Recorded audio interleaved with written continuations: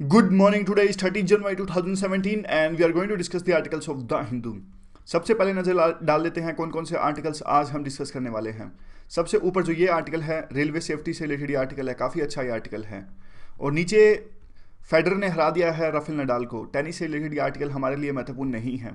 बीच का आर्टिकल कहता है कि क्या रेलेवेंस है आज गांधी के आइडियाज़ की हमारी सोसाइटी के लिए। तो काफ़ी अच्छे पॉइंट्स हैं, क्वेश्चन इस तरह का आ सकता है, तो हम इसे डिस्कस करेंगे। और जो ये आर्टिकल है आर्मी के अपॉइंटमेंट से रिलेटेड है। तो आपको पता होगा कि जो हमारे जो अभी आर्मी के चीफ हैं विपिन रावत, जब उनकी अपॉइंटमेंट की गई थी तो दो जनरल्स और भी थे जिनको सरपास करके इनकी अपॉइंटमेंट कर दी गई थी और काफ़ी सारे आर्टिकल्स आए थे इसके बारे में। तो आज का जो आर्टिकल है ये भी इंपॉर्टेंट है, इसे भी हम डिस्कस कर लेते हैं। नीचे जो आर्टिकल है ग्लोबल गैग ऑर्डर, यूएस की गवर्नमेंट ने एक गैग ऑर्डर साइन किया है कि उन एनजीओज को वो पैसे नहीं देंगे जो अबॉर्शन को सपोर्ट करते हैं या फिर इस तरह की जो एक्टिविटीज़ में सम्मिलित होते हैं। तो ये थोड़ा बहुत इंपॉर्टेंट है, ज़्यादा इंपॉर्टेंट नहीं है, फिर भी इसे डिस्कस कर लेते हैं। इसके अलावा दो आर्टिकल्स हम इकोनॉमिक्स टाइम्स के डिस्कस करेंगे। तो स्टार्ट करते हैं। पहला दो आर्टिकल देखिए रेलवे सेफ्टी से रिलेटेड है। क्वेश्चन किस तरह का आ सकता है? क्वेश्चन आ सकता है कि काफ़ी सारे रेलवे एक्सीडेंट्स हुए, रेल के एक्सीडेंट्स हुए और रेलवे एक तरह से फेल हो गया है जो पैसेंजर्स हैं उनकी सिक्योरिटी जो सेफ्टी को इंश्योर करने में। तो क्या स्टेप लिए जाने चाहिए ताकि जो पैसेंजर्स हैं उनकी सेफ्टी को इंश्योर किया जा सके। और यहाँ पे देखिए अब commission of railway safety, question भी आपसे पूछा था कि कौन सी मिनिस्ट्री के अंदर में ये आता है, तो सिविल एविएशन मिनिस्ट्री के अंदर में ये आता था। जो कमीशन ऑफ रेलवे सेफ्टी है उनकी अब प्रीलिमिनरी फाइंडिंग आई है जो रेलवे एक्सीडेंट्स हाल फिलहाल में हुए थे, जैसे कि इंदौर राजेंद्र नगर एक्सप्रेस। अब इस एक्सीडेंट की उन्होंने जांच करी जो कानपुर के पास हुआ था, तो उनकी अब कमेटी की रिपोर्ट सामने आई है और एक ये कमेटी की रिपोर्ट एक तरह से रियलिटी चेक है। ये कहते हैं कि देखिए सैबोटेज, सैबोटेज क्या होता है? जब कोई रेलवे एक्सीडेंट्स जानबूझ के किया जाता है किसी समाज विरोधी या फिर आप कह सकते हैं आतंकवादियों के द्वारा या फिर एंटी सोशल एलिमेंट्स के द्वारा, उस चीज़ को कहते हैं सैबोटेज, जो जानबूझ के किया जाता है। तो इस कमेटी की रिपोर्ट ने कहा है कि जो डीरेलमेंट्स होती हैं, यानी जब रेल पटरी से उतर जाती है, एक्सीडेंट हो जाता है, तो डीरेलमेंट्स जो होती हैं उसमें सैबोटेज की संभावना काफ़ी कम होती है। और ज़्यादातर जो एक्सीडेंट्स होते हैं वो रेलवे की अपनी ख़राब परफॉर्मेंस के कारण होते हैं। और उसमें से सबसे बड़ा एक रीज़न ये है कि ये देखिए सबसे बड़ा रीज़न इन्होंने बताया कि व्हील गोज जो होता है दो कोचेस के बीच में, और जैसे ये होता है जो पहिए होते हैं ना, पहियों के बीच का जो डिफरेंस होता है, अब दो डब्बों के बीच का ये जो है ना अलग अलग हो जाता है कई बारी। जैसे एक ये ए डब्बा है, ये बी डब्बा है, तो ए डब्बे में जो ये पहियों के बीच का डिफरेंस है वो कम होगा, यहाँ पे ज़्यादा होगा। तो कई बार इस तरह की दिक्कत आ जाती है, तो इस वजह से एक्सीडेंट हो जाता है। तो यहाँ पे देखिए इन्होंने टेक्निकल टर्म्स में समझाया। यहाँ पे जो व्हील गोज होता है दो कोचेस के बीच में, उसके बीच में द डिस्टेंस बिटवीन, ये मैंने अलग से ऐड किया, the distance between two wheels on the same axle of vehicle. तो ये वजह होती है पहियों के बीच का डिफरेंस दो डब्बों के बीच में जो अलग अलग हो जाता है। इसके अलावा एक और भी रिपोर्ट आई, एनुअल रिपोर्ट आई सीआरएस लखनऊ की, 2012-13 की ये रिपोर्ट थी। उसमें भी रेलवे इक्विपमेंट्स को दोषी ठहराया गया और स्टाफ की डेरिलिक्शन यानी ड्यूटी में कोताही, स्टाफ की ड्यूटी में कोताही भी एक जिम्मेदार थी इस एक्सीडेंट्स के लिए। रेल फ्रैक्चर्स, कई बार आपने देखा होगा पटरी में फ्रैक्चर्स हो जाते हैं, ये देखिए यहाँ पर। तो इस तरह की चीज़ें जब रेलवे की पटरी में फ्रैक्चर्स हो जाते हैं तो ये भी रेलवे के एक्सीडेंट्स के लिए जिम्मेदार हैं कहीं ना कहीं। वैसे तो इनकी जिम्मेदारी होती है, देखिए आपने देखा होगा जो ये रेलवे के पर्सनल हैं जब गाड़ी की रेलवे ट्रैक से गुजरती है तो उनसे पहले इनकी जिम्मेदारी होती है कि पूरे रेलवे ट्रैक को खंगालना, देखना कि क्या वो बिल्कुल सही है, रेलवे जो रेल यहाँ से गुजर सकती है कि नहीं गुजरती। लेकिन वही बात है, ड्यूटी में कोताही कई बार इस प्रकार के एक्सीडेंट्स के लिए रिस्पॉन्सिबल हैं। और दूसरे कई नॉन रेलवे फैक्टर्स भी हैं जिनका ये जिक्र यहाँ पर नहीं करते। फिर ये बताते हैं कि जैसे हुबली बेंगलोर सिटी के पास में हम्पी एक्सप्रेस और यहाँ ये जो एक्सीडेंट हुआ था उसमें स्टाफ की फेलियर साफ साफ तरह से दोषी है। इसके अलावा एक और भी जो कमेटी आई थी काकोडकर कमेटी, ये हमेशा याद रखिएगा, रेलवे सेफ्टी से रिलेटेड जब भी क्वेश्चन आता है तो काकोडकर कमेटी का नाम हमेशा लिखना है, तो इसे तो बस रट लीजिए। और एक क्वेश्चन आपके लिए यहाँ पे है कि के एस राधाकृष्णन कमेटी जो है वो किस लिए गठित की गई थी। आंसर आपको वहीं मिल जाएगा पीडीएफ में या फिर उसके ऊपर लिख दूंगा onlyis.com पर। अब देखिए ये कहते हैं कि 441 जो डीरेलमेंट्स हुई हैं यानी पटरी से ट्रेन उतरी है, अगर उनको एनालाइज किया जाए तो सिर्फ 15% ऐसी हैं जो जानबूझ के एंटी सोशल एलिमेंट्स द्वारा की गई हैं। बाकी रेलवे खुद जिम्मेदार है इन एक्सीडेंट्स के लिए। हमारी जो रेलवे है उसका एक बहुत महत्वपूर्ण फंक्शन है हमारी ग्रोथ के लिए। इवन गांधी जी ने भी कहा था कि जो थर्ड क्लास होना चाहिए वो इक्विटेबल होना चाहिए और कंफर्टेबल यानी आरामदायक होना चाहिए। लेकिन आज यह भी ज़रूरत है कि वो सेफ भी होना चाहिए। तो इसके लिए ज़रूरत है एक रेलवे सेफ्टी फंड यानी राष्ट्रीय रेल संरक्षक कोष, इसको गठित किए जाने की बिल्कुल मांग जो की गई है रेलवे मिनिस्ट्री द्वारा, बिना किसी देरी के इसे गठित करना चाहिए, जिसमें non lapsable corps of 1,19,183 crore का फंड इसमें कंस्टिट्यूट किया जाएगा। और ना सिर्फ इसे जल्द से जल्द कंस्टिट्यूट करना चाहिए, बल्कि एक ट्रांसपेरेंट फ्रेमवर्क भी होना चाहिए, ताकि पारदर्शिता होनी चाहिए किस प्रकार से इस फंड को यूज किया जाए।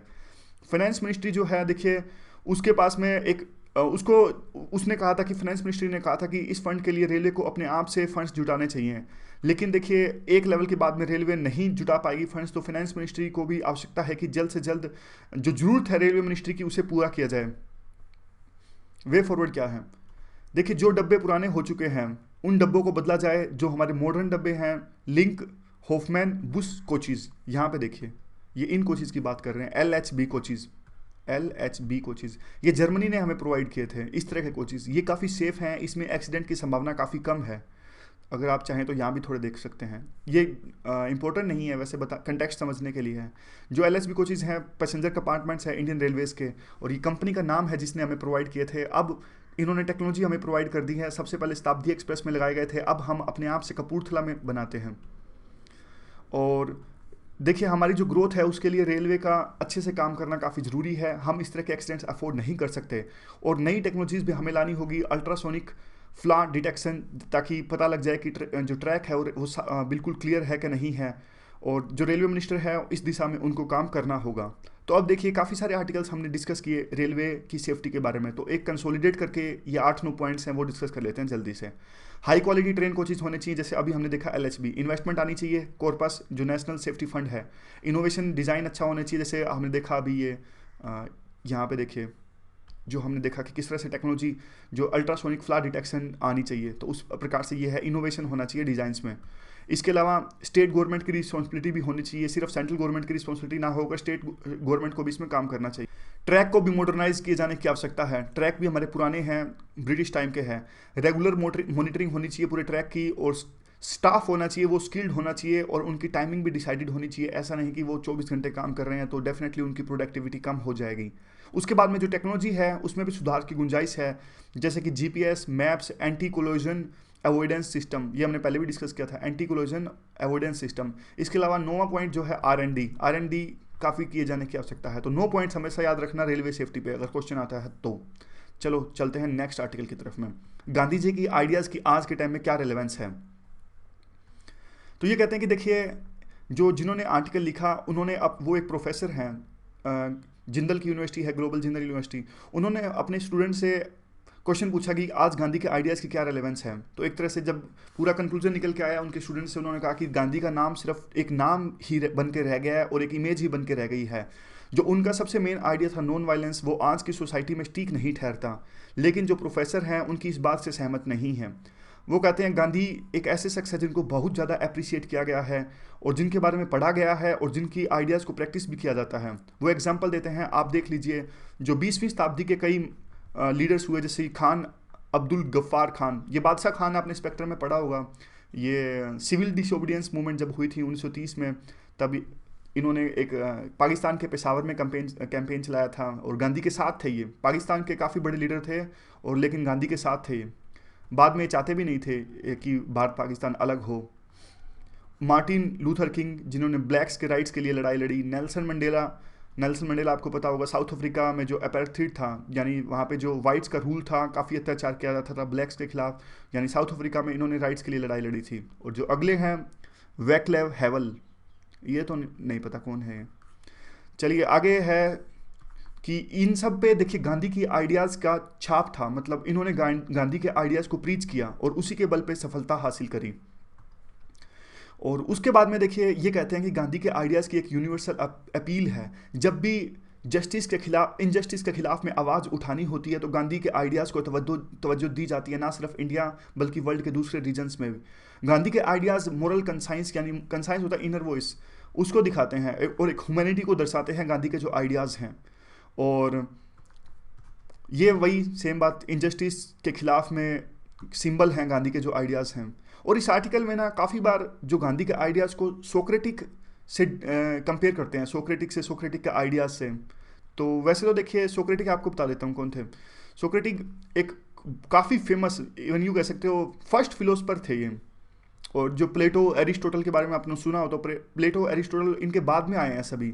सोक्रेटिस के बारे में ऐसा भी कहा जाता है कि दुनिया के सबसे बड़े विद्वान हैं, ये wisest person of the world इन्हें कहा गया है। तो इनसे कंपेयर करते हैं एक दो बार, मतलब ज़्यादा इंपॉर्टेंट नहीं है, क्यों करते हैं पता नहीं।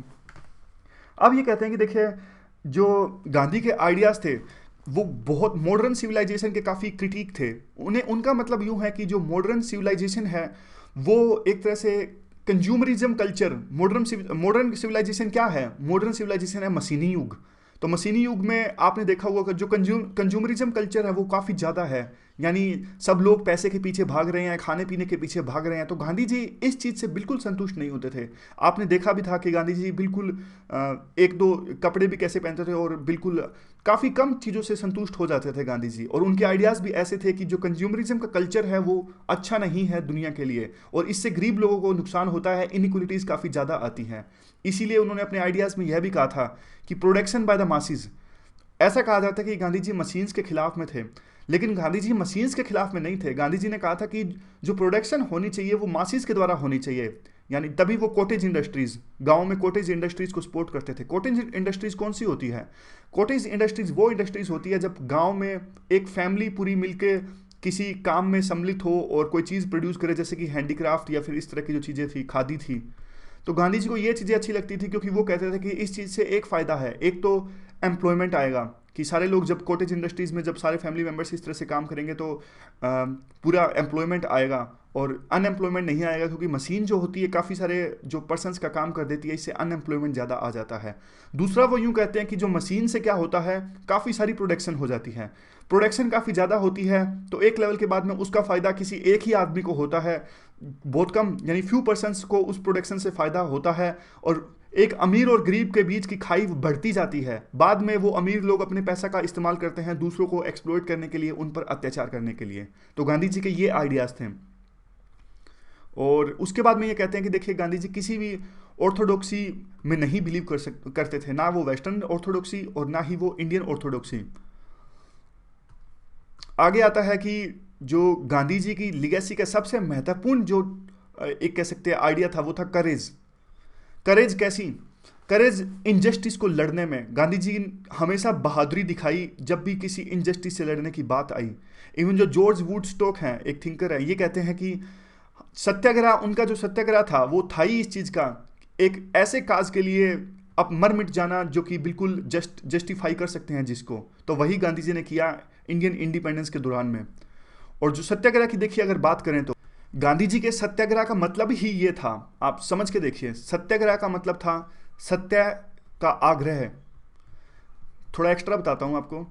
गांधी जी का मतलब यूँ था कि आपको पता ही होगा, सुना ही होगा कि आप बुराइयों से नफरत करो, पर्सन से मत नफरत करो। उनके हिसाब से जो अंग्रेज थे, जो ब्रिटिशर्स थे, उनमें कमी नहीं है, उनके आइडियाज़ में कमी है, यानी उनको सच पता नहीं है। तो उनका जो तरीका था सत्याग्रह का था वो आपको पता ही होगा, जिस प्रकार के धरना करना या फिर जो पैसिव रेसिस्टेंस था, इस प्रकार की वो चीज़ें करते थे। तो इनका मतलब गांधी जी का ये था कि ये सिर्फ बहादुर आदमी कर सकता है, यानी दूसरे बंदे को हमें सच को बताना है, यानी अंग्रेजों को सच का पता नहीं है, नहीं तो वो ऐसा नहीं करते, जो अत्याचार वो करते हैं वो नहीं करते। तो गांधी जी का मतलब था कि सत्याग्रह की सहायता से हमें जो दूसरे आदमी हैं जिसको आप एनमी समझते वो एनमी नहीं है, हमें उनको बताना है कि असली सच क्या है। तो उसी के, और नॉन वायलेंस एक टूल था उनका, एक जरिया था सत्याग्रह के लिए। समझ गए आप? थोड़ा कंफ्यूजिंग है नहीं, स्पेक्ट्रम पढ़ोगे तो आ जाएगा। गांधी जी के जो मेन आइडियोलॉजी थे, दोबारा से बताता हूँ 20 सेकंड में। नॉन वायलेंस गांधी जी का सबसे मेन आइडिया था, जो अगली स्लाइड में आएगा भी। और नॉन वायलेंस को कैसे प्रीच करना है वो था सत्याग्रह। और एक जो सबसे मेन बात है कि जो बुराइयों से आप नफरत करो लेकिन बंदों से नफरत मत करो, तो ये बात थी। तो गांधी जी का यही बात था कि जो सच है उसके लिए वो जान भी देने के लिए तैयार थे। यहाँ पे देखिए, इस किसी भी काज के लिए जो जस्टिफाई है उसको अब जान भी देने के लिए वो तैयार थे, चाहे उस काज में लोनलीनेस यानी अकेलापन आए, चाहे पूरे स्टेट से लड़ना पड़े या फिर जो क्राउड है उससे लड़ना पड़े। तो वो अपनी एक पोजीशन लेने को तैयार थे, इंडिपेंडेंट पोजीशन, स्टेट से भी और क्राउड से भी। आगे आता है, ये देखिए वही बात, यानी पब्लिक अथॉरिटी के खिलाफ में और क्राउड के खिलाफ में भी कभी वो डरते नहीं थे, और उनसे डर के कभी उन्होंने सेल्फ सेंसरशिप नहीं की। सेल्फ सेंसरशिप मतलब उनसे डर के कभी उन्होंने ऐसा काम नहीं किया कि हाँ भाई डर गए। वो उनको जो करना था इनजस्टिस के खिलाफ में उन्होंने हमेशा किया। और स्टेट का या फिर जो क्राउड का कभी भी उनको डर नहीं था। उनको पॉलिटिक्स की हालांकि इतनी ज़्यादा ट्रेजिक सेंस नहीं थी, लेकिन फिर भी उनको यह पता था कि कौन सी लड़ाई लड़नी चाहिए और कौन सी लड़ाई को जाने देना चाहिए। सोक्रेटिक की तरह वो फिलोसफी और सिटी, वो कहते थे कि फिलोसफी और सिटी दोनों को एक दूसरे की ज़रूरत है। उसके अलावा उन्होंने कहा कि देखिए, एक नए आज़ाद भारत का जब उन्होंने सपना संजोया तो वो सपना था नोस्टाल्जिक रिटर्न्स, यानी पास्ट पर आधारित नहीं था। उन्होंने ऐसा सपना संजोया जहाँ पे एक ऐसा पब्लिक कल्चर को तवज्जो दी गई थी। पब्लिक कल्चर कैसे, जिसमें पब्लिक जो पावर है, जो आगे वे फॉरवर्ड में आएगा, अभी बता देता हूँ, जो पब्लिक पावर है इस तरह से ऑर्गेनाइज होगी कि देखिए 2 मॉडल होते हैं, यहाँ पे देखिएगा साइड में। अभी जैसे डेमोक्रेसी में 2 मॉडल होते हैं, जो ऊपर बैठे होते हैं यानी पॉलिटिशियन, जो लीडर्स होते हैं, उनके पास में सबसे ज़्यादा पावर होती है, और नीचे जाते जाते बिल्कुल नीचे लोग आ जाते हैं जिनके पास में कोई पावर नहीं होती। यानी हायरार्किकल मॉडल है फिलहाल जो मॉडल है। अगर आप ये देखें तो पिरामिड देखें तो सबसे ऊपर एक आदमी प्राइम मिनिस्टर पूरे देश को कंट्रोल कर रहा है। गांधी जी इस तरह का पावर स्ट्रक्चर नहीं चाहते थे। गांधी चाहते थे ओशियन वेव मॉडल। ये देखिए, गांधी जी चाहते थे कि इस प्रकार का फ्रेमवर्क होना चाहिए कि एक बंदा, यानी वेव्स की तरह, समुद्र में आप पत्थर मारोगे तो वेव्स निकलती हैं, यानी एक आदमी दूसरे को कोऑपरेट कर रहा है दूसरे से और उसको सपोर्ट प्रोवाइड कर रहा है। पत्थर मारोगे तो वेव्स इस तरह से जाती हैं, ऐसे डायरेक्शन में जाती हैं, ऐसे ऐसे करके। यानी जो अंदर का आदमी है दूसरे को पावर दे रहा है और फिर आगे ये पावर दे रहे हैं इसको, ये जो अगली वेव है इसको पावर दे रही है। इसको कहते हैं ओशियन वेव्स मॉडल। तो गांधी जी का मतलब ये था किस प्रकार से गवर्नमेंट होनी चाहिए।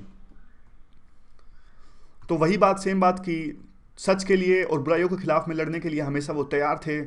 और उसके बाद में नॉन वायलेंस का मतलब गांधी जी के हिसाब से सिर्फ ये नहीं था कि आप काइंडनेस हो, यानी जनरस हो, बिल्कुल उदार हो आप। क्या मतलब, ये इनका मतलब देखिए, हरिजन में इन्होंने काफ़ी महत्वपूर्ण बात लिखी। इन्होंने कहा कि वो भी नॉन वायलेंस, किस तरह का नॉन वायलेंस वो है, अगर आप किसी की हत्या करने से अगर आपको फ़ायदा पहुंचता है तो आप साफ साफ नॉन वायलेंस नहीं कर रहे हो, आप वायलेंस कर रहे हो। तो वायलेंस का मतलब सिर्फ ये नहीं कि फिजिकल इंजरी, आपको किसी को नुकसान नहीं पहुंचाना। वायलेंस के, नॉन वायलेंस का मतलब उनके उनके हिसाब से काफ़ी वाइडर मतलब था। जैसे कि पोल्यूशन को भी वो नॉन वायलेंस मानते थे। इवन और भी बहुत सारी चीज़ें थी, जैसे किसी को हर्ट करने का मन में आइडिया आना, ये भी एक तरह का नॉन वायलेंस है। तो उनके हिसाब से नॉन वायलेंस की डेफिनेशन काफ़ी बड़ी थी। और नॉन वायलेंस किसके लिए? नॉन वायलेंस कमज़ोर लोगों का टूल नहीं है, नॉन वायलेंस बहुत अमीर लोगों का टूल है। हालांकि देखिए, अब हम आमतौर पे सोसाइटी में ऐसा कहते हैं कि जो लोग डरते हैं वही अहिंसा नहीं करते, लेकिन गांधी जी के हिसाब से, गांधी जी का कहने का मतलब यूँ था कि नॉन वायलेंस के रास्ते पर बहुत ज़्यादा दिक्कतें आपको सहन करनी पड़ेगी। और कई बार तो ऐसा होगा कि जैसे पूरा जो अगला बंदा है आपको बिल्कुल दबाने की कोशिश करेगा, आपको मारने की कोशिश करेगा। इसलिए जो नॉन वायलेंस है वो काफ़ी बहादुर लोगों का टूल है, बहादुर लोगों का जरिया है सत्य हासिल करने का। अगर कोई बहादुर होगा, ये सारे दुख सहन कर लेगा, तभी तो वो नॉन वायलेंस प्रीच कर सकेगा, तभी तो वो सत्य हासिल कर सकेगा। इस तरह की बात गांधी जी करते थे। बाद में उन्होंने लीडरशिप की अगर बात करी, ये वे फॉरवर्ड भी है। फिर ये कहते हैं कि गांधी जी के जो आइडियाज़ हैं आज भी रेलेवेंट है हमारी सोसाइटी में। और ये गांधी जी थे वो सेल्फ इंटरेस्ट और पॉलिटिकल एरोगेंस के काफ़ी खिलाफ थे।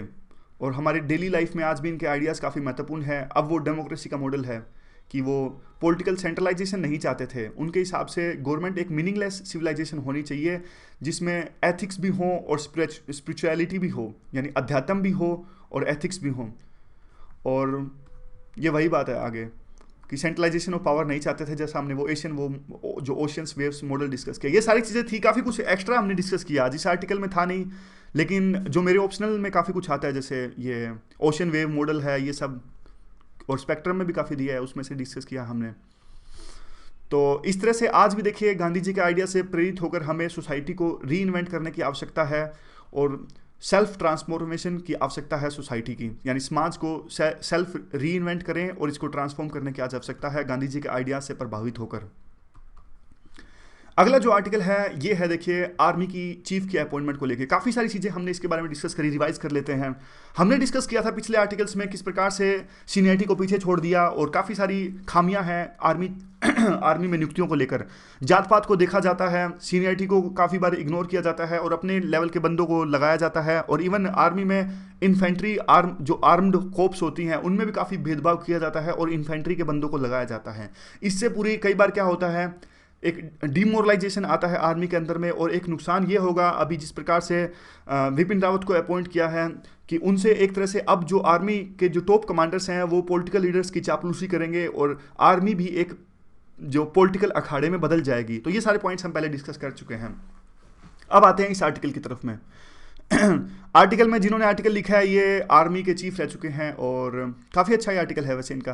तो ये कहते हैं कि देखिए विपिन रावत को अपॉइंट किया गया, काफ़ी ब्रिलियंट और एक तरह से काफ़ी आप कह सकते हैं डिजर्विंग कैंडिडेट थे आर्मी चीफ के लिए। इन्होंने म्यांमार में हॉट परस्यूट किया था, म्यांमार में जाके जो इंसर्जेंट्स को मार गिराया था और सर्जिकल स्ट्राइक पाकिस्तान का किया था। इन दोनों चीज़ों में इन्होंने काफ़ी एक अहम रोल निभाया था। उसके बाद में ये कहते हैं कि देखिए जो लोग जिनको सरपास किया गया है 2 जनरल्स, वो भी काफ़ी कॉम्पिटेंट थे। इसका मतलब ये कतई नहीं है कि विपिन रावत को अपॉइंट किया गया है तो जिनको सरपास किया गया है वो कॉम्पिटेंट या फिर वो योग्य नहीं थे, वो भी योग्य थे अपने आप में। और ये कहते हैं कि फिर देखिए 4 साल का लंबा एक कैरियर होता है आर्मी जनरल्स का, और उसके बाद में ब्रिगेडियर के बाद में काफ़ी एक्सपोजर इनको मिलता है, काफ़ी ऑपरेशंस में, काफ़ी सेक्टर्स में इनको काम करना पड़ता है। तो अपने तरह का अनुभव इनको हो सकता है, अपनी तरह की क्वालिफिकेशन ये एक्वायर कर लेते हैं जहाँ जहाँ ये काम करते हैं। तो हर तरह की असाइनमेंट्स को करने में ये सक्षम होते हैं। उसके बाद में अब इस तरह की बात करना कि एक इन्फेंट्री के बंदे को आपने अपॉइंट कर दिया, एक आर्मर्ड कोर्प्स के बंदे को आपने अपॉइंट नहीं किया। इन्फेंट्री आपको पता है ना, पैदल चलने वाली जो सेना होती है। आर्मर्ड कोर्प्स जैसे वो जीप के पीछे वो टैंक वगैरह या फिर जो रॉकेट लॉन्चर्स हैं उसको लाद के चलते हैं, उनको कहते हैं आर्म्ड कोर्प्स। और देखिए दोनों के बीच में एक तरह से ये कहते हैं कंपटीशन करना कि इन्फेंट्री के बंदे को आपने लगा दिया, कि ये तो बिल्कुल देखिए हास्यास्पद है और ऐसा तो बिल्कुल भी नहीं होना चाहिए। क्यों? सॉरी, क्योंकि देखिए जो सर्विस चीफ होता है आर्मी का, जो उनका विजन होता है काफ़ी ज़बरदस्त और इंक्लूसिव विजन होता है। यहाँ पे इन्होंने इंसाइसिव लिखा है, इंसाइसिव होता है कटा हुआ, काफ़ी मतलब तीखा, काफ़ी रिफाइंड आप कह सकते हैं, काफ़ी रिफाइंड विजन होता है। और डीप इंसाइट्स उनको होती है हर तरह के मुद्दे की, जैसे नेशनल और इंटरनेशनल मुद्दे की और इन लेवल्स पर। और देखिए, और ऐसा कहना कि वो सिर्फ एक कि इन्फेंट्री के बंदे को इसलिए अपॉइंट किया जाता है क्योंकि उनको ज़्यादा एक्सपीरियंस होता है लड़ने का, तो ये सही नहीं है, क्योंकि आर्मी चीफ को काफ़ी बड़ा एक्सपीरियंस की आवश्यकता होती है। तो ये तो सिर्फ संयोग ही है कि इन्फेंट्री से ज़्यादा आर्मी चीफ बने हैं। फिर ये कहते हैं कि देखिए आप एक बात देखिएगा यहाँ पे, पहले मैं आपको एक बात ये बताता हूँ। आर्मी जो चीफ होती है उनके पद से नीचे ये कमांड्स होती हैं, हमारी ऑपरेशनल कमांड्स। जैसे नॉर्दर्न कमांड ये उधमपुर में इनका हेडक्वार्टर है, जम्मू कश्मीर में। वेस्टर्न कमांड का हेडक्वार्टर है चांदी मंदिर में। ये पूछते हैं, हमारे लिए इंपॉर्टेंट नहीं है यूपीएससी में, ये एसएससी में पूछ लेते हैं इस तरह की कौन सी कमांड कहाँ है। लेकिन हमारे लिए क्या इंपॉर्टेंट है? हमारे लिए इंपॉर्टेंट ये है कि आगे जो कंटेक्स्ट आएगा उसको समझने के लिए आर्मी से जो नीचे पोस्ट होती हैं वो कमांडर्स की होती हैं, 6-7 ये कमांड्स हैं। तो ये इनका जो आर्टिकल फोकस है ये आर्मी के चीफ पर नहीं, जो आर्मी के चीफ के नीचे जो कमांड्स होती हैं, यानी northern command, Jammu Kashmir command, ये कहते हैं कि इन कमांड्स पर भी रिफॉर्म्स की, इन कमांड्स पे जो अपॉइंटमेंट होती है इन पद पर, उनमें रिफॉर्म्स की आवश्यकता है, इस पर ये फोकस करते हैं। तो बस ये आपको ये कंटेक्स्ट समझिए, ऊपर आर्मी चीफ, नीचे कमांड, 6-7 जो कमांड्स है, नॉर्दर्न कमांड, साउदर्न कमांड्स। तो इन कमांड्स पे जो पोस्ट नियुक्ति होती है उनमें रिफॉर्म्स की आवश्यकता है, ये कहते हैं। अभी क्या उन कमांडर्स जो है, जो कमांड्स पे नियुक्तियां होती है, तो उनमें अभी क्या होता है?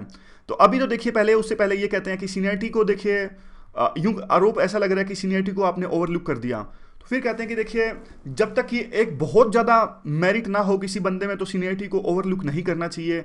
तो अब एक ट्रिकी इशू ये आता है कि देखिए कब किया जाए। अब डिसाइड कौन करेगा मेरिट, उसमें ही तो करप्शन होता है, उसमें ही तो पॉलिटिकल फेवरेटिज्म को जन्म होता है। तो कभी ना कभी तो आप जब मेरिट को देखोगे तो उसमें जो है फेवरेटिज्म, नेपोटिज्म की गुंजाइश या फिर जो बाइसिंग की जो गुंजाइश है वो पैदा हो जाती है। तो इसलिए ये पॉसिबिलिटी होनी ही नहीं चाहिए और सिर्फ जो सीनियरिटी को प्राथमिकता देनी चाहिए, अभी ये चलता है। तो अभी देखिए जो कमांडर्स की नियुक्ति होती है, यानी नॉर्दर्न कमांड, साउदर्न कमांड, इन कमांडर्स की नियुक्ति होती है वो 2 क्राइटेरिया पे होती है। एक है कमांड, एक्सीलेंट कमांड होनी चाहिए इनके अपने कॉर्प्स के ऊपर में, और हाईएस्ट ऑपरेशनल कैपेबिलिटी इनके अंदर में होनी चाहिए, और कम से कम 2 साल का इनका टेन्योर अभी भी बाकी होना चाहिए सर्विस का, ताकि स्टेबिलिटी आ सके आर्मी के जो, यानी आर्मी को लीड करने वाले हैं तो कम से कम स्टेबिलिटी आनी चाहिए ना। अगर देखिए जिसकी 3 महीने की सर्विस बाकी है तो वो आर्मी चीफ बन जाएंगे, तो एक तरह से बार बार आर्मी चीफ चेंज होंगे तो अच्छा नहीं होगा।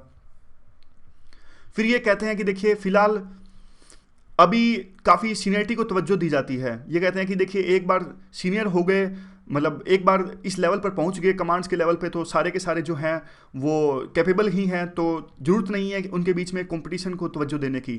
तो इसलिए अब सीनियरिटी को तवज्जो देते हैं। और अभी फ़िलहाल होता क्या है, 14 जो इनकम्बेंट कोर्प्स कमांडर्स हैं, और उसमें से देखिए 5 और 6 अपॉइंट किए जाते हैं, मतलब, और 5 और 6 ऐसे भी होते हैं जो अभी अभी गए हैं।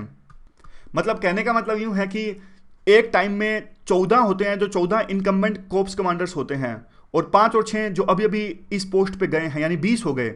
इन 20 कमांडर्स में से आर्मी के चीफ चुना जाता है। तो ये याद रखिए, 14 तो जो अभी अभी इनकम्बेंट कोर्प्स हैं और 5-6 जो अभी अभी इस पोस्ट से गए हैं।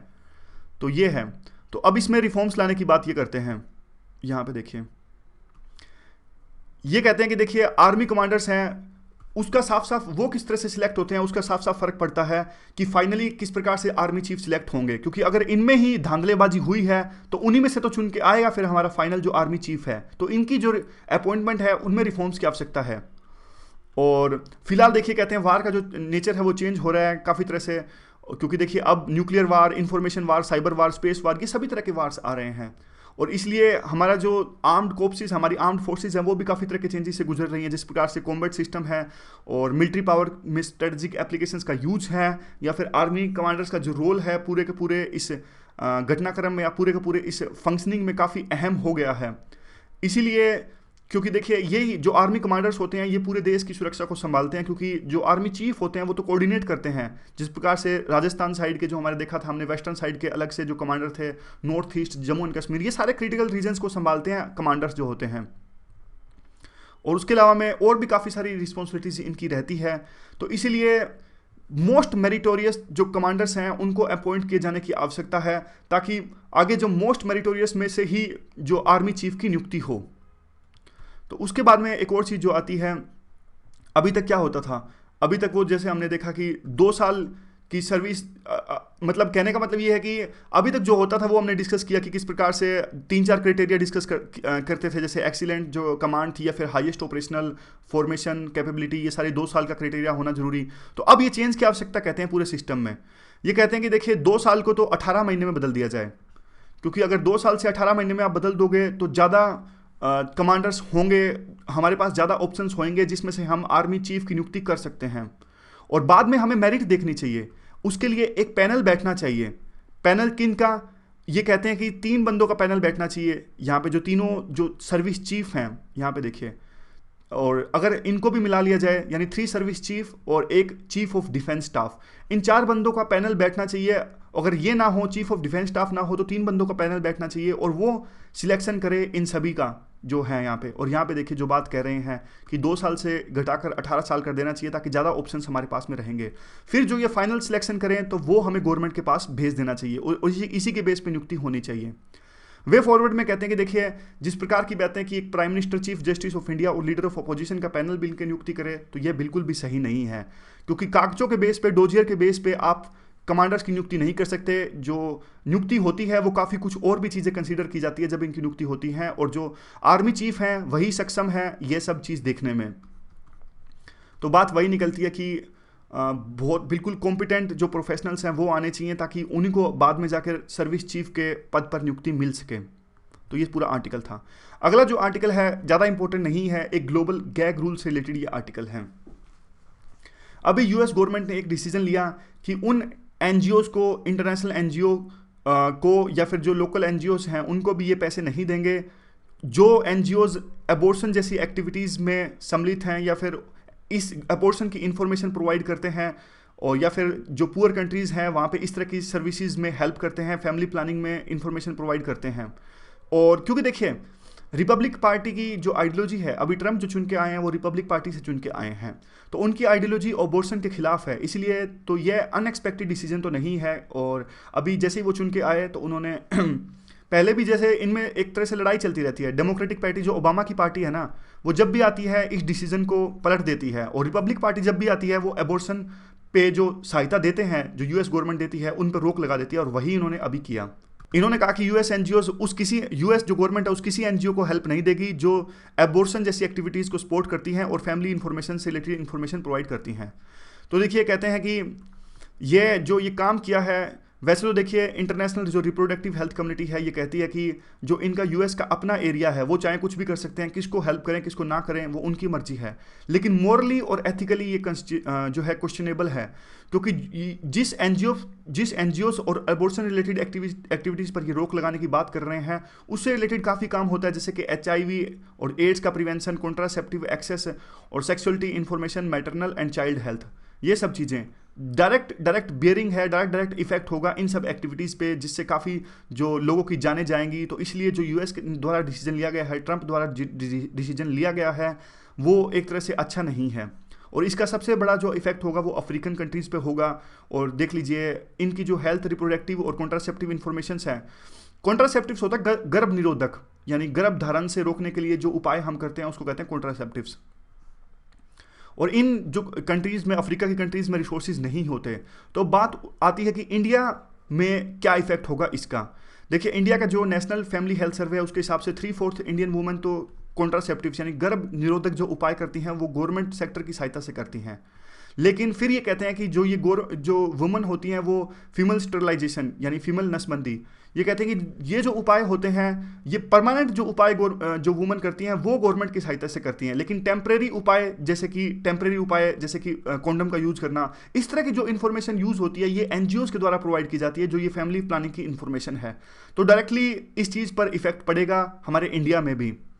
लेकिन फिर एक दूसरा जो डायमेंशन ये लाते हैं वो ये है कि देखिए हमारी जो गवर्नमेंट है वो एक तरह से अबॉर्शन को तो खिलाफ नहीं है, ना डायरेक्टली ना इनडायरेक्टली, लेकिन गवर्नमेंट की जो फिलहाल की आइडियोलॉजी है वो एनजीओज को कर्ब करने में है। आपने देखा होगा ग्रीन पीस की बात करें या फिर कंपैशन इंटरनेशनल एनजीओ की बात करें, इन सब एनजीओज पे हम पे आरोप लगता है कि हमारी गवर्नमेंट ने इनको कर्ब किया। तो इस यूएस के इस ऑर्डर का फायदा उठाते हुए तो गवर्नमेंट को फायदा ही होगा, वो और ज़्यादा कर्ब करेंगे इन एनजीओज को। और आगे जो आता है यहाँ पे देखिए, यहाँ पे ये कहते हैं कि ये एनजीओज जो अबॉर्शन से भी बढ़ के काफ़ी सारे रिलेटेड एक्टिविटीज़ में भी सम्मिलित होते हैं, जो डर के वो अब ये सब एक्टिविटीज़ भी छोड़ देंगे। और ये एक्टिविटीज़ काफ़ी इंपॉर्टेंट है और इससे स्टेट भी डरता है इन एक्टिविटीज़ को में आगे पार्टिसिपेट करने से। जैसे कि सेक्स एजुकेशन, हमारी गवर्नमेंट सेक्स एजुकेशन देने में कई बार घबराती है, तो ये एनजीओज ये इंपॉर्टेंट काम करते हैं जो काफ़ी इंपॉर्टेंट है, जो सेक्स रिलेटेड डिजीज़ को दूर करने के लिए, जैसे कि सेक्स एजुकेशन फॉर एडोलसेंट, ये सब काम ये एनजीओज करते थे। तो इसलिए अब इनको एड नहीं मिलेगी तो इससे नुकसान होगा। दूसरी जो बात आती है, एक फ़ायदा भी होगा इससे, जो हमारे ट्राइबल इलाकों में, या कई बार आपने देखा होगा छत्तीसगढ़ में स्टेरिलाइजेशन यानी नसबंदी के दौरान में काफ़ी महिलाओं की मौत हो गई थी। तो फोर्स्ड स्टेरिलाइजेशन यानी धक्के से स्टेरिलाइजेशन कर देना, या फिर कोर्सिव एबॉर्शन यानी फोर्सफुली एबॉर्शन कर देना, इन चीज़ों में अभी कमी आएगी। तो ये एक तरह से इनडायरेक्ट फ़ायदा हो गया इस ऑर्डर से जो यूएस गवर्नमेंट द्वारा पास किया गया है।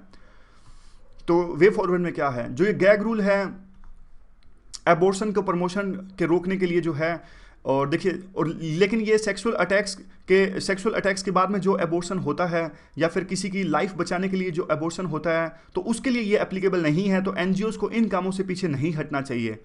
और इवन ये अबॉर्शन के बाद की जो केयर है उसके लिए भी ये रूल एप्लीकेबल नहीं होता, तो एनजीओज को ये काम करने से भी नहीं डरना चाहिए। तो ये पूरा आर्टिकल था, ज़्यादा इंपॉर्टेंट नहीं है।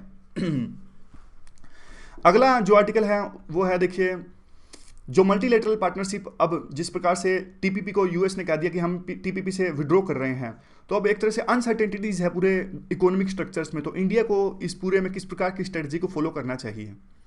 तो ये कहते हैं कि देखिए इंडिया को भी अब पूरी मेहनत करनी चाहिए, जैसे WTO जैसे ऑर्गेनाइजेशंस हैं इनको स्ट्रेंथन करें, क्योंकि देखिए WTO जैसे ऑर्गेनाइजेशंस को स्ट्रेंथन करने में फ़ायदा ये है कि WTO जैसे जो ऑर्गेनाइजेशंस हैं, वर्ल्ड ऑर्गेनाइजेशंस, ये सबको एक पैमाने पर तोलते हैं। हालांकि ये बात एप्लीकेबल नहीं होती वर्ल्ड बैंक और IMF पे, उनकी जो गवर्नेंस है काफ़ी ज़्यादा एक तरह से बाइस्ड है वेस्टर्न कंट्रीज़ के प्रति, लेकिन WTO की जो गवर्नेंस है वो फिर भी ठीक ठाक रही है। तो इंडिया को WTO को स्ट्रेंथन करना चाहिए। और फिर ये कहते हैं कि हमें इसके अलावा जो RCP दूसरे जो एग्रीमेंट्स हैं उनकी तरफ भी देखना चाहिए, हम पीछे नहीं रह सकते। और जो WTO को इंडिया की एक्टिव सपोर्ट चाहिए। उसके बाद ये कहते हैं 12 पैसिफिक रिम कंट्रीज जो TPP में आती थी, आपको पता है काफ़ी बार हमने डिस्कस किया है ये। और उसके बाद में कहते हैं कि 3 जो नॉर्थ अमेरिका की कंट्रीज़ और 2 लैटिन अमेरिका की, 4 ये, तो इतना इंपॉर्टेंट नहीं है, देख लीजिएगा। और उसके बाद में कहते हैं कि देखिए ये जो थी TPP थी, ये अपने आप के इस प्रकार के रूल लाना चाहती थी, अपने खुद के trade rules, trade protection, investment governance, dispute settlement, environment, labour standards और इंटेलेक्चुअल प्रॉपर्टी राइट्स। तो अपने ही रूल्स इस्टेब्लिश करना चाहते थे जो ये TPP थे। इवन इनके जो IPR रूल्स थे, यानी ये यहाँ पे देखिए जो इनके इंटेलेक्चुअल प्रॉपर्टी राइट्स के जो रूल्स थे वो काफ़ी सख्त थे। इवन इंडिया ने जिन रूल्स को अपनाया है WTO के अंदर उससे भी ज़्यादा ये सख्त थे। तो इंडिया आगे जाके भी टीपीपी का अगर इंडिया ज्वाइन करना चाहता तो इंडिया को काफ़ी दिक्कत आती। तो अब टीपीपी के बाद में ऑस्ट्रेलिया यह कह रहा है कि अब टीपीपी अगर यूएस चला गया तो चाइना इसके अंदर में आ जाए। जापान कुछ भी नहीं बोल रहा है और जापान चाइना के टीपीपी में शामिल होने के मुद्दे पे एक तरह से चुप है। तो बात यही है कि ट्रेड डील्स ऐसी ज्वाइन इंडिया को अब ज़्यादा से ज़्यादा ट्रेड डील्स भी ज्वाइन करना चाहिए, क्योंकि ताकि देखिए अब जो आगे है इकोनॉमिक पावर की काफ़ी इंपॉर्टेंस है, तो इंडिया को इन सब चीज़ों से पीछे हट के नहीं रहना चाहिए। तो ये पूरी सजेशन देते हैं एक तरह का। अगला देखिए जो इकोनॉमिक्स टाइम्स का आर्टिकल था, ये गार से रिलेटेड था। न्यूज़ डिस्कशन में हमने ये इशू डिस्कस भी किया था। गार होता है देखिए general anti avoidance rules. Round tripping और ट्रीटी शॉपिंग आपको पता होगा। जैसे दो देश जैसे इंडिया और मॉरिशस, दोबारा से बताऊं तो अगर इंडिया और मॉरिशस देखिए, वहाँ से मॉरिशस से जो इंडिया में इन्वेस्टमेंट आती है, तो इंडिया और मॉरिशस एक बात को लेके एग्री होते हैं कि जो इन्वेस्टमेंट आ रही है आपके देश से हमारे देश में, उस पर डबल टैक्स ना देना पड़े उस कंपनी को। यानी ऐसा ना हो कि आपके देश में भी टैक्स देना पड़े और हमारे देश में भी टैक्स देना पड़े। तो दोनों एक एग्रीमेंट साइन करते हैं जिसको कहते हैं tax avoidance, double tax avoidance agreement. लेकिन अब कुछ लोग इस लूप होल का फ़ायदा उठाते हैं। जैसे कोई इंडिया की कंपनी है, उनको पता है अगर मॉरिशस से जो इन्वेस्टमेंट आती है उस पर टैक्स नहीं लगता, तो इंडिया की कंपनी जानबूझ के मॉरिशस में पहले जाती है, वहाँ पे एक फर्जी कंपनी बनाती है और फिर मॉरिशस से इंडिया के अंदर में इन्वेस्टमेंट करती है। तो इससे इंडिया की कंपनी को टैक्स नहीं देना पड़ता, और इस बात को कहते हैं राउंड ट्रिपिंग। और ट्रीटी शॉपिंग इस तरह कहते हैं कि एक थर्ड कंट्री, कोई मान लीजिए यूके, कोई तीसरा देश, उसको इंडिया के अंदर इन्वेस्टमेंट करनी है, लेकिन उसको पता है अगर ये इन्वेस्टमेंट मॉरिशस से होकर जाएगी, क्योंकि दोनों देशों के बीच में एग्रीमेंट है, तो वो इन्वेस्टमेंट सस्ती पड़ेगी और उस पर टैक्स कम देना पड़ेगा। तो इन चीज़ों को रोकने के लिए हमारी गवर्नमेंट ने एक रूल लाया था, जो था एक कानून, जनरल एंटी अवॉइडेंस रूल्स। और अब गवर्नमेंट ने कहा कि इसे आने वाला है। इसके तहत में हमारे जो आईटी कमिश्नर्स हैं उनको छूट दी गई थी कि आप इन सब पे, आपके पास में पावर है कि आप देख सकते, जो भी ट्रीटी हुई है, जो भी डील हुई है, तो आप उस पर क्वेश्चन चिन्ह उठा सकते हैं कि ये डील फेयर है, आप पूरा टैक्स दीजिए, फेयर है या नहीं है। तो इससे नुकसान ये होगा, एक तो फ़ायदा ये होगा कि जो टैक्स हमारे में ज़्यादा आएगा, लेकिन नुकसान ये होगा काफ़ी अनसर्टेनिटी हो जाएगी और टैक्स कंपनी जो ईज़ ऑफ डूइंग बिजनेस है वो बेकार हो जाएगा। तो ये पूरी बात है। तो अब ये कानून आने वाला है, गवर्नमेंट ने कहा है कि हम इसे इसी साल अप्लाई करने वाले हैं। तो गवर्नमेंट ने काफ़ी कुछ क्लैरिफाई भी किया है कि हरास नहीं किया जाएगा, जो ऑनेस्ट फॉरेन पोर्टफोलियो इन्वेस्टर्स हैं उनके लिए क्लैरिफाई किया है। और जब ये उनके लिए एप्लीकेबल नहीं होता जिनके साथ में हमने लिमिटेशंस ऑफ बेनिफिट साइन किया है। लिमिटेशंस ऑफ बेनिफिट वो होता है जिनके साथ में हमारा tax avoidance, double tax avoidance agreement है। तो हम कह देते हैं कि ये एग्रीमेंट जो डबल टैक्स अवॉइडेंस है वो सिर्फ आपके सिटीजन्स के लिए है और किसी दूसरे देश के सिटीजन्स के लिए नहीं है। तो और क्या है गार में, फिर ये कहते हैं कि 2 स्टेज प्रोसेस होगी, यानी ऑनेस्ट जो कंपनीज हैं उनको हरास नहीं किया जाए। उसके लिए पहले जो होंगे, जो प्रिंसिपल कमिश्नर है वो इस बात की जांच करेंगे कि इस डील पर सवाल उठाए जाएं या ना उठाए जाएं। उसके बाद में जो हाई कोर्ट के जज हैं वो इस पे बोलेंगे। और तीसरा, और टैक्स डिपार्टमेंट्स भी क्लैरिफाई करेगा इस बात पे, और पूरे पहले एविडेंस कलेक्ट करेगा, उसके बाद में ही किसी कंपनी को जांच के लिए बुलाया जाएगा।